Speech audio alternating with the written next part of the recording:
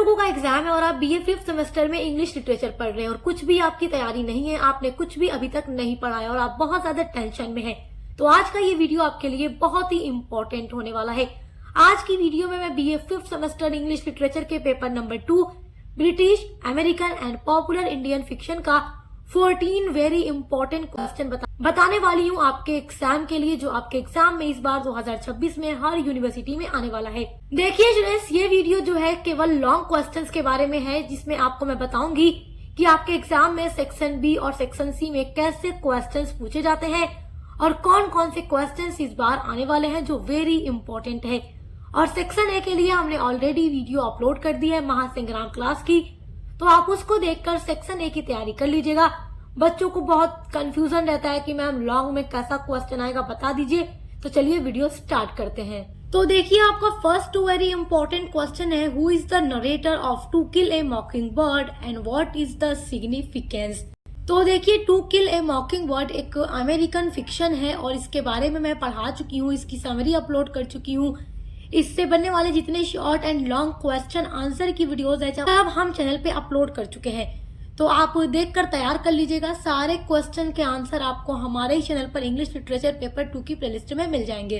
तो आपसे पूछ रहा है कि इसका नरेटर कौन है and what is the significance, और to kill a mockingbird का सिग्निफिकेंस क्या है।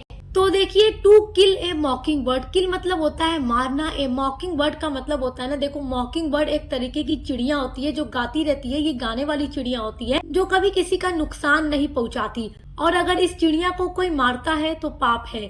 फिक्शन का टाइटल है कि एक गाने वाली चिड़िया को मार देना।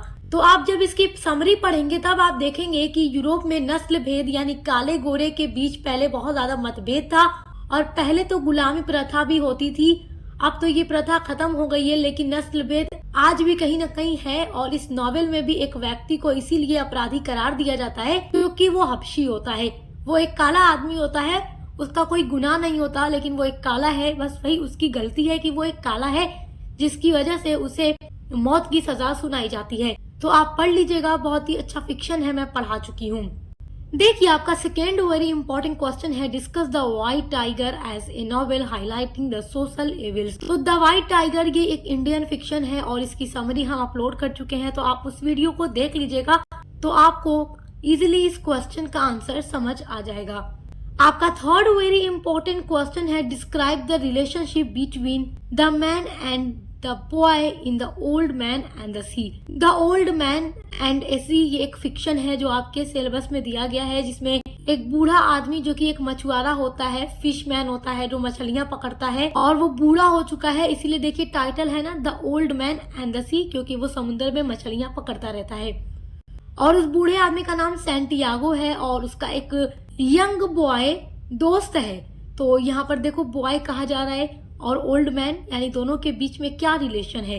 तो ओल्ड मैन के पास इस लड़के को इसके माता पिता ने यानी इसके मम्मी पापा ने रखा है मछली पकड़ने का ढंग सीखने के लिए, लेकिन सैंटियागो कई दिनों तक एक भी मछली नहीं पकड़ पाता।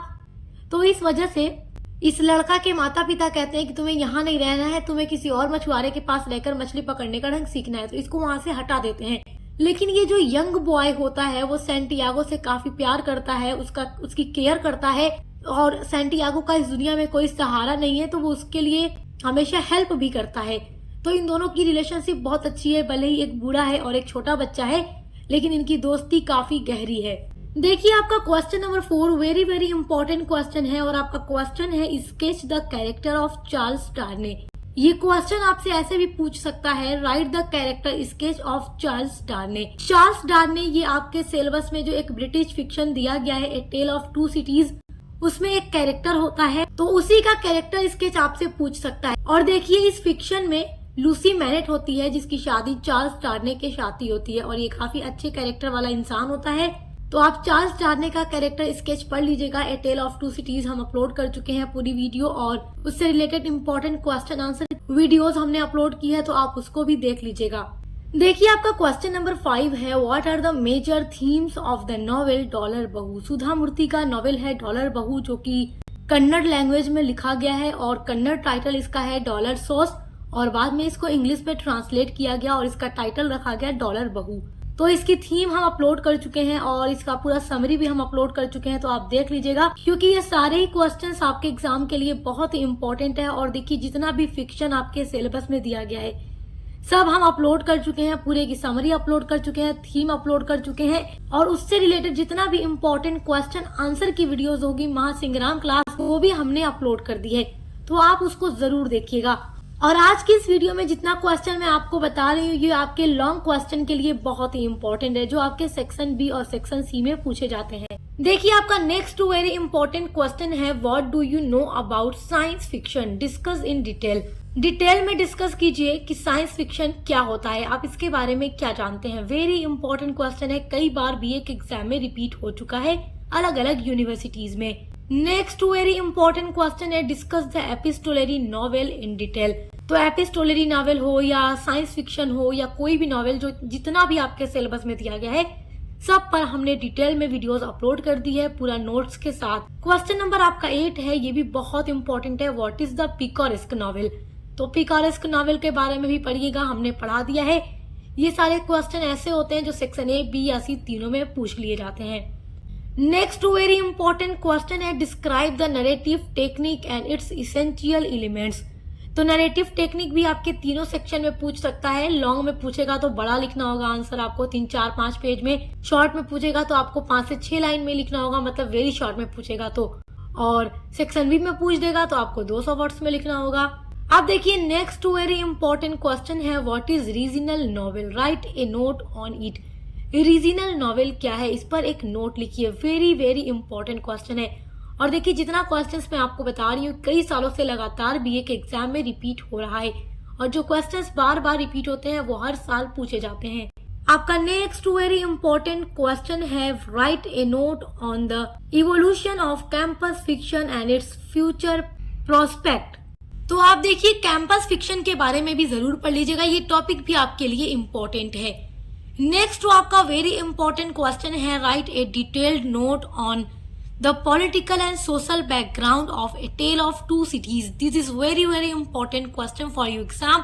देखिए a tale of two cities जो कि चार्ल्स डिकेंस का एक नॉवेल है, और इसमें ए टेल यानी एक कहानी ऑफ टू सिटीज, दो शहरों की। इस नॉवेल का टाइटल ही यही है कि दो शहरों की कहानी। ए टेल मतलब कहानी होता है, ऑफ टू सिटीज दो शहरों की, और वो दो शहर कौन कौन से हैं, पेरिस और लंदन। और इस नॉवेल में चार्ल्स डिकेंस ने देखिए फ्रेंच रिवॉल्यूशन के बारे में एक्सप्लेन किया है। तो ये एक हिस्टोरिकल नॉवेल है जो कि फ्रेंच रिवॉल्यूशन के बारे में बताता है। तो ये बहुत ही इंपॉर्टेंट क्वेश्चन है, आप इसका आंसर बहुत अच्छे से तैयार कर लीजिएगा, ये लॉन्ग में पूछ देता है सेक्शन सी या सेक्शन बी में। नेक्स्ट वेरी इंपॉर्टेंट क्वेश्चन है, describe plot and it's important elements. This is very important question. Unit number 1 में ही मैं आपको प्लॉट एंड इसके एलिमेंट्स के बारे में पढ़ा चुकी हूँ, तो आप देखकर तैयार कर लीजिएगा। प्लॉट से क्वेश्चन जरूर बनता है क्योंकि ये आपके सिलेबस का बहुत ही इंपॉर्टेंट टॉपिक है।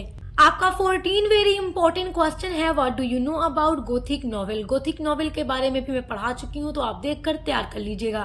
सो माय डियर स्टूडेंट्स, अगर आप इतने क्वेश्चंस को पढ़ लेते हैं तो आपका सेक्शन बी एंड सी जो लॉन्ग क्वेश्चन है वो तैयार हो जाएगा। और सेक्शन ए के लिए हमने महासंग्राम रिवीजन क्लास की वीडियो अपलोड की है, वहां से आप अपने सेक्शन ए की तैयारी कर सकते हैं। क्योंकि देखिए बच्चे पूछते रहते हैं कि मैम लॉन्ग में कैसे क्वेश्चंस आएंगे, तो इस वीडियो के थ्रू मैंने आपको बता दिया है कैसे क्वेश्चंस आएंगे और कितने क्वेश्चंस आएंगे, जो आप पढ़ लेंगे तो आप बहुत अच्छे से पास हो जाएंगे। तो सेक्शन बी में 8 क्वेश्चन और सेक्शन सी में 4 क्वेश्चन आपके पूछे जाते हैं।